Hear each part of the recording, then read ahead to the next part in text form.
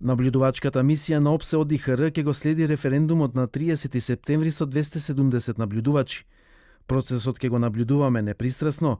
Преодниот извештај ќе биде презентиран пред референдумот. На денот по референдумот ќе биде објавена изјава за прелиминарните наоди и заклучоци, а за 6 до 8 недели по референдумот ОПСЕ ОДИХР ќе издадат извештај со препораки, изјави на денешната пресконференција шефот на наблюдувачката мисија Јан Петерсен. It is important to understand that our role is to observe the referendum process. Нашата улога е да го наблюдуваме референдумскиот процес и да известуваме, а не да се вмешуваме во процесот.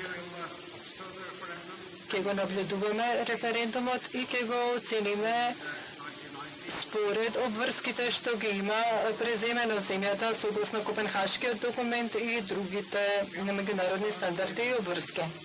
Нас не интересираат резултатите на референдумот, туку интегритетот на процесот.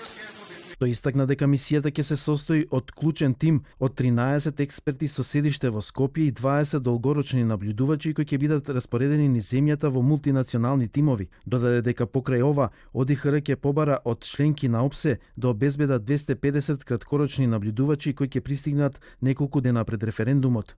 Our expert will pay particular attention to Нашата мисија ќе посвети особено внимание на законската рамка и нејзиното спроведување во праксата, водењето на кампањите, нивното финансирање, медиумското покривање, администрирањето на референдумот, вклучувајќи ги и постапките на гласање и пребројување, како и спроведувањето на претходните препораки дадени во врска со законската рамка и со изборниот процес. Според шефот на наблюдувачката мисија, поголемиот дел од тимот пристигнал во Скопје и дека денеска им е прв работен ден. Тој додаде и дека не дошле во земјава со конкретна агенда, туку затоа што се поканети од властите. Според Петерсен, мисијата на ОДИХР за наблюдување на референдумот делува одделно и независно од мисијата на ОПСЕ во Скопје.